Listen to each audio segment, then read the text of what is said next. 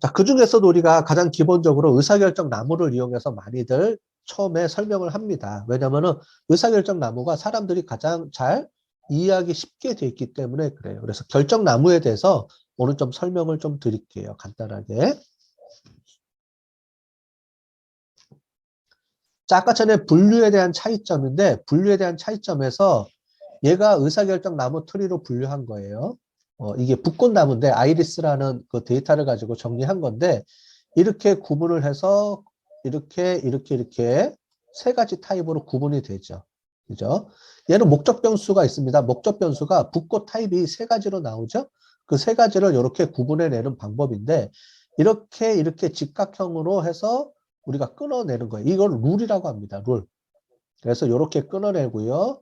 이렇게 끊어내고 또 끊어내고 이런 작업들을 계속 해나가면서 만들어내는 게 디시전 트리 방법이에요. 얘는 사람들이 시각적으로 또는 논리적으로 이해하기가 편해요. 아, 여기서 이렇게 끊어지는구나. 얘가 여기서 끊어지는구나. 이렇게. 자, 그런데 로지스틱 회귀 분석이 있어요. 이게 회귀 분석은 이렇게 직각으로 끊어지는 게 아니고 아까 전에 본 것처럼 이렇게 사선을 끊습니다. 이렇게 하면 너 왜 이렇게 복잡하게 해? 그냥 줄 두 줄이면 되지? 그죠? 이렇게 끊어내는 거예요. 그래서 이렇게 끊어내는 방법도 있고, 그 다음에 서포트 벡터 머신이라고 해서 SVM이라는 분류기가 있어요. 걔는 어떻게 분류하냐면은 여기서 여기까지의 마진이라고 하는데 가장 마진, 즉 뭐냐면은 그룹하고 이 그룹을 분류할 때 얘의 경계선이 가장 멀리 떨어져 있는 거. 그거를 골라내는 겁니다. 예를 들자면 이렇게 구분해낼 수도 있죠. 이렇게 선이 그어질 수도 있죠. 또 이렇게 구분도 되죠. 이렇게 해도 구분이 되죠. 자, 그러면 어떤 게 가장 최적화된 선이냐라고 볼 때 여기서 서포트 벡터 머신은 이제 벡터 값. 그래서 마진이라고 하는데 이 그룹하고 경계를 짓는 경계선이 가장 멀리 떨어져 있는 선이 가장 최적화다. 왜냐하면 우리는 이 데이터를 쓰는 게 아니고 결국은 미지의 어떤 데이터가 들어왔을 때 그거를 잘 구분해내는 예측 모델을 만드는 거예요. 중요한 게 나중에 여기서 이런 방법론에서 중요한 거는 우리가 기존에 있는 데이터를 가지고 모델을 만들지만은 실제로는 현장에 쓰기 위해서는 전혀 새로운 어떤 미지의 데이터를 갖다가 써야 돼요. 그 데이터가 들어왔을 때 얼마나 잘 구분하느냐는 거예요. 그래서 얘를 우리가 검증용이냐, 그러니까 트레이닝용이냐, 검증용이냐, 테스트용이냐, 뭐 이렇게 해서 구분해서 데이터를 쪼개서 뭐 사용하기도 하고 그렇습니다. 결국은 이제 서포트 벡터 머신은 뭐냐면은 다 구분을 잘 해낼 수 있는데 선이 여러 개가 있는데 그 선 중에서 최적화된 선을 찾아내는 또 방법도 있어요. 뭐 이런 방법을 쓴다거나. 그 다음에 이거는 인공지능입니다. 인공지능에서 쓰는 방법이에요.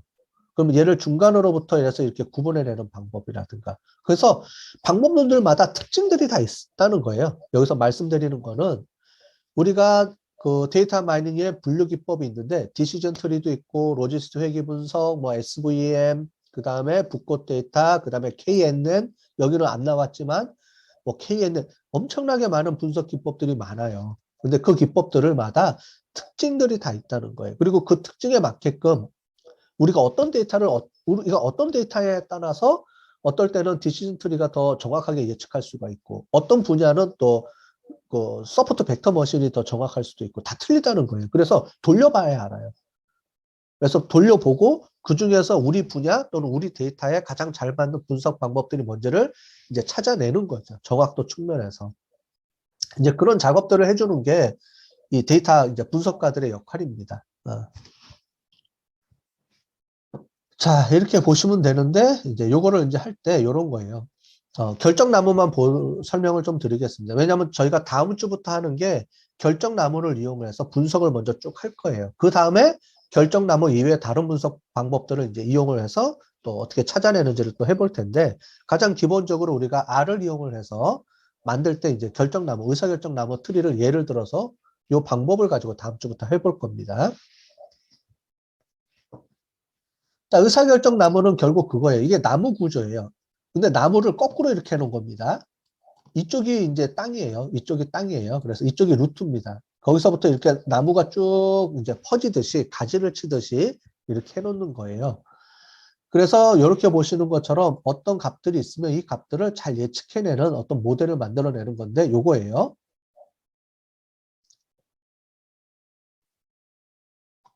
자, 여기는 보면 은행 고객 대출 제한 수락 여부인데 이겁니다. 우리가 어떤 이제 은행에서 그 대출을 이제 해주려고 합니다. 그래서 대출 광고를 하려고 그러는데 어떤 사람들한테 대출 광고를 해줘야 될지, 우리 회사, 우리 은행에 대출을 잘 사용하세요라고 이제 광고 홍보를 하고 싶은 거예요.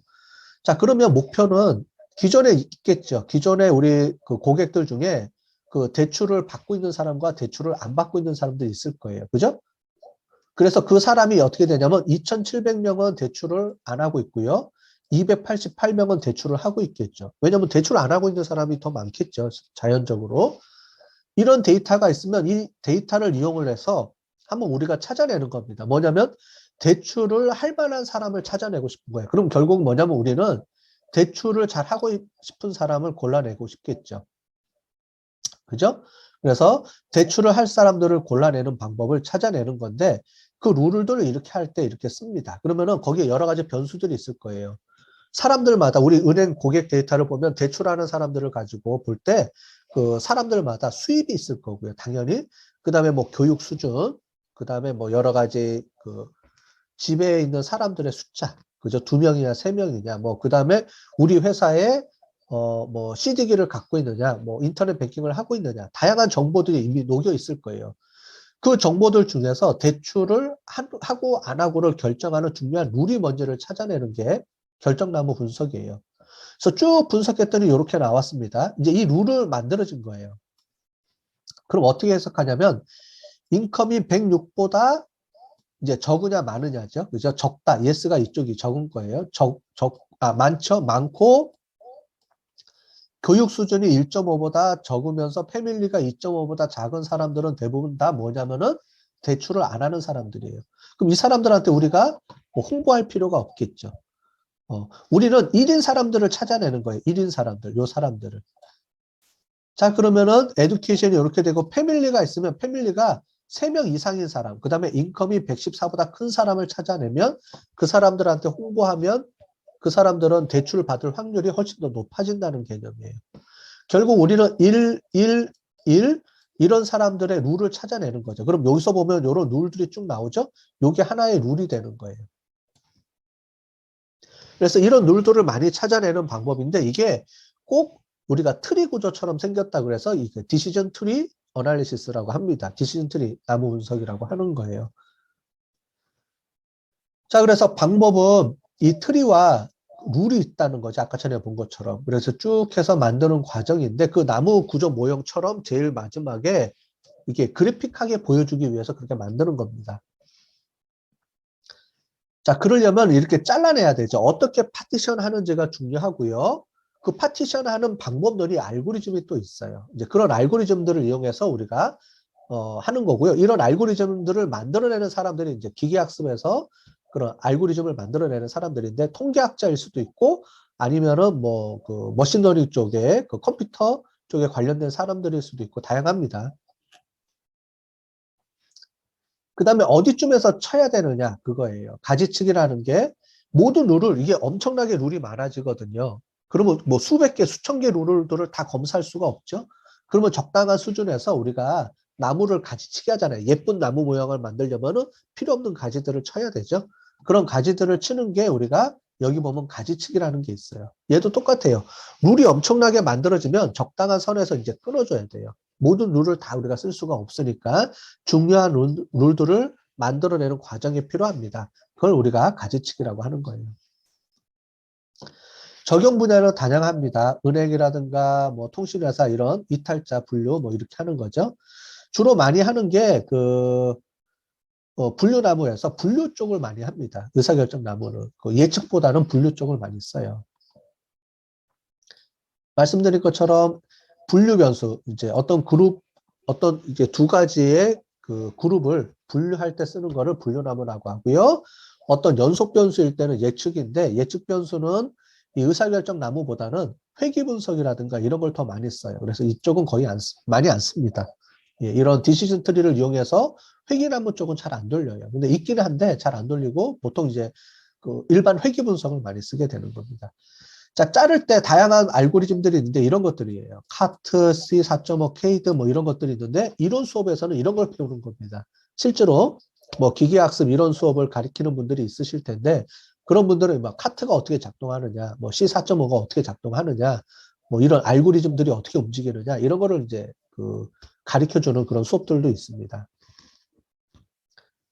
네, 이런 것들을 해서 막 자른 다음에 그러면 중요한 게 있겠죠. 그럼 어떤 변수가 중요한지를 찾아내는 거는 이 불순도 알고리즘을 또 써요. 그래서 진위 지수, 엔트로피 지수, 뭐 통계량 이런 것들이 있습니다. 자, 이런 것들을 간단하게 한번 좀 설명을 드려볼게요. 자, 분류나무는 목표 변수가 범정 변수일 때 이 두 가지 그룹의 이 값이 요 변수가 이 두 가지 값을 구분해낼 때 어떤 값으로 구분해내는지를 찾아내는 거죠. 그럴 때 쓰는 게 카트 뭐 이런 방법들을 씁니다. 자, 회계나무는 연속 변수일 때 쓴다 그랬죠? 근데 회계나무보다는 신경망하고 이걸 더 많이 쓴다 이렇게 보시면 될 것 같고요. 그 다음에 이 각각의 장단점들이 있어요. 그러니까 의사결정 나무 안에서도 어떤 알고리즘을 쓰느냐에 따라서 결과가 또 달라질 수 있거든요. 그리고 이럴 때는 이걸 써라, 저걸 때는 저걸 써라 이렇게 하는 게 있어요. 그래서 이런 것들이 쭉 있습니다. 각 값마다 알고리즘 쓰는 것들이 좀 틀리고요. 그래서 이런 특징들은 이론 시간에 좀 배우실 필요가 좀 있어요. 그래서 이쪽으로 관심이 있으신 분들은 아마 우리 수업 시간에 있을 겁니다. 제가 알고 있기로 대학원 수업 시간에 이쪽으로 좀 특화돼서 이론적인 수업을 하시는 수업들이 있는 걸로 알고 있는데 그런 수업들을 들으시면 좀 더 깊숙하게 알고리즘에 대한 원리라든가 이런 거를 우리가 배울 수가 있어요. 그래도 우리는 좀 배우는 게 필요하겠죠? 그래서 카트 하나만 제가 좀 설명을 드리도록 하겠습니다.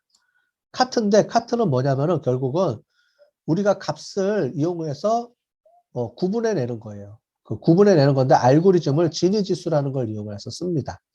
자, 지금 이렇게 설명하면 잘 모르겠죠? 그래서 예를 들어 볼게요. 제일 중요한 건 예를 들어보면 훨씬 더 이해가 빠르니까. 자, 우리 홈쇼핑에는 충성 고객이 있고요. 탈퇴 고객이 있어요. 이렇게 돼 있습니다. 충성 고객이 5명, 그 다음에 탈퇴한 고객이 5명이라는 데이터가 기존에 있어요. 이 기존 데이터입니다. 그래서 충성 고객은 여태까지 남아있는 사람, 탈퇴 고객은 이미 이탈한 사람.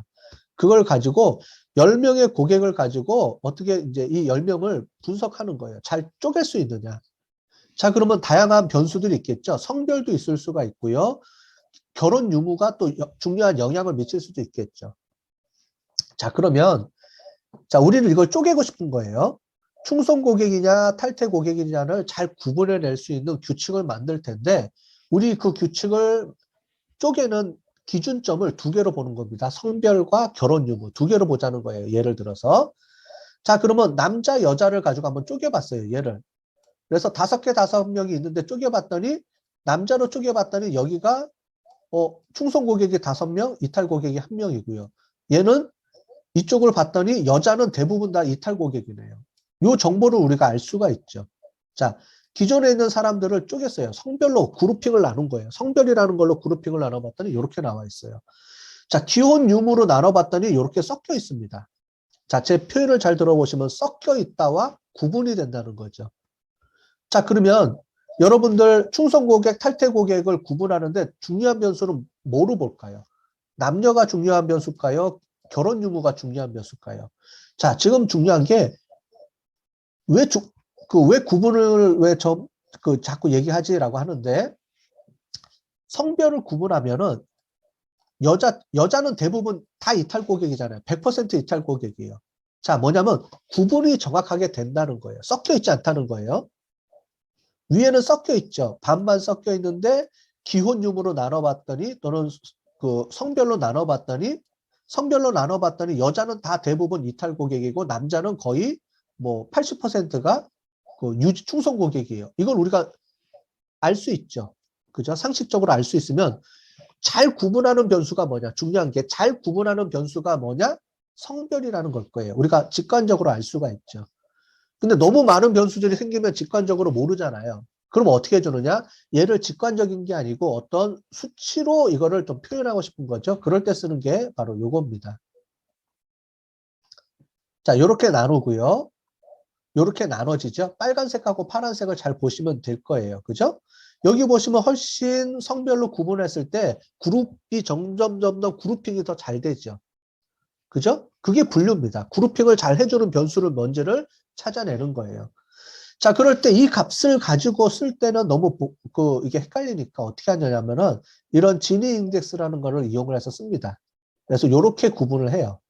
요거는 이거를 개발해 놓은 알고리즘 개발자들이 이렇게 만들어 놓은 거예요. 자, 5대 5예요. 똑같아요. 그러면 아까 전에 0.5예요. 구분을 못 한다는 거예요. 0.5라는 거는 구분을 못 하는 거예요. 자, 그거를 가지고 이렇게 나눠봅니다. 이렇게 나눠보고 요 값을 합쳐봤어요. 그랬더니 0.167로 요만큼 떨어졌어요. 얘가 뭐냐면 얘를 불순도라고 합니다. 불순도. 즉, 헷갈린다. 불순도라는 게 헷갈리는 거예요. 그룹핑이 잘 안 된다. 그게 0.5가 맥스예요. 맥스가 0.5는 거의 구분이 안 된다. 이런 거고요. 이거를 얼마만큼 많이 낮추느냐. 요 값을 가지고 우리가 보는 겁니다. 자, 결혼 유무를 봤어요. 요만큼뿐이 못 낮췄네요. 한 0.2 낮췄네요. 그죠? 앞에는 얼마나 낮췄어요? 앞에는 거의 0.4 정도 낮췄죠. 0에 가까울수록 구분을, 0이면 다 구분한다는 거예요. 이렇게 보시면 0은. 그래서 이 값을 이용해서 지니 인덱스라는 수치를 이용해서 이 그룹핑을 나누는 게 얼마만큼 더 불순도를 줄여 나가느냐. 이게 디시전 트리에서 핵심 알고리즘이에요. 자, 이해되셨죠? 결국 그런 목적은 뭐냐면 어느 변수가 불순도를 많이 낮추느냐.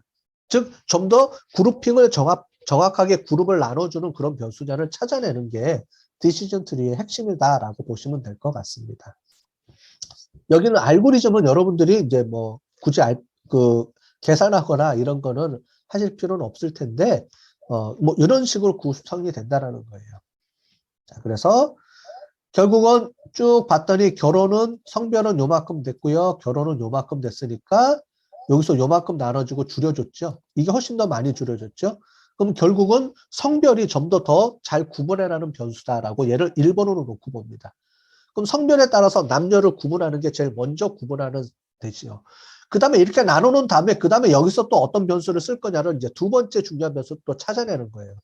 자, 그런 식으로 해서 계속 중요한 변수를 찾아내는 게 그래서 계속 가지를 치는 거죠. 아니, 가지를 친다. 이렇게 나무를 계속 만드는 거예요. 그게 디시전 트리의 그 핵심 룰입니다. 그 알고리즘의 핵심 알고리즘의 방법이에요. 그래서 이렇게 줄여 나가는 거예요. 그래서 여기서 요걸 통해서 이렇게 줄여 나가죠. 그러면 인컴이 60 이상이면 거의 오너가 많다 이거죠. 이렇게 쪼갰어요. 쪼갰더니 이제 이렇게 되겠고요. 이러면은 넌 오너가 많겠고, 그죠? 이런 식으로 계속 쪼개내는 거예요. 또 여기를 더 쪼개내고 여기도 쪼개고. 자, 그러면 이렇게 하나씩 쪼갤 게 너무 많잖아요. 그죠? 한없이 가죠. 그죠? 그래서 일단 다 쪼개놔요. 다 쪼개놓고 어떻게 하느냐? 이 중에서 필요 없는 거를 제거해줘요. 필요 없는 것들을 이렇게 제거해주면 우리가 중요한 규칙들을 골라낼 수가 있는 거죠. 그걸 아까 전에 프로닝 가지치기라고 또 합니다. 이렇게 만들어나는 거죠. 디시전 트리의 장점은 뭐냐면은 이해하기가 쉬워요. 아까 전에 본 것처럼 왜 이런 규칙이 나와서 왜 이렇게 나눠? 그러면 어떻게 돼요? 아, 이런 규칙에 의해서 얘는 넌이야. 그래서 인컴이 얼마 이하이면서 라 사이즈가 얼마 이하면은 대부분 다 이 기계가 없어. 이게 장기 깎는 기계거든요. 미국에 있는 사례이기 때문에. 장기 깎는 기계가 없는 사람들이 많네. 이런 구조면. 우리는 오너를 추적해야죠. 판매를 하려고 그러면 오너를 찾아내서 오너가 돼 있는 룰을 찾아내서 그런 사람들한테 우리가 홍보를 해야 되죠. 그러면 이제 이런 룰을 찾아내는 방법들을 이렇게 찾아내는 겁니다. 그래서 뭐 인컴이 60 이상이면서 이제 라 사이즈가 잔디가 큰 사람한테 우리가 얘기하면은 거의 대부분 다 이 잔디 깎는 기계를 우리가 팔 수 있겠네요. 그죠? 거의 100%니까. 그죠? 이런 룰들을 찾아내서 하자라는 게 그거고요. 그래서 if된 룰로 이해하기가 쉬워요. 나중에 뒤에 우리가 인공지능하고 뭐 여러 다양한 분석 기법들을 쓰겠지만 거기는 정확도가 우선이고요. 설명이 잘 안 돼요. 그래서 인공신경망은 블랙박스라고 우리가 얘기를 합니다.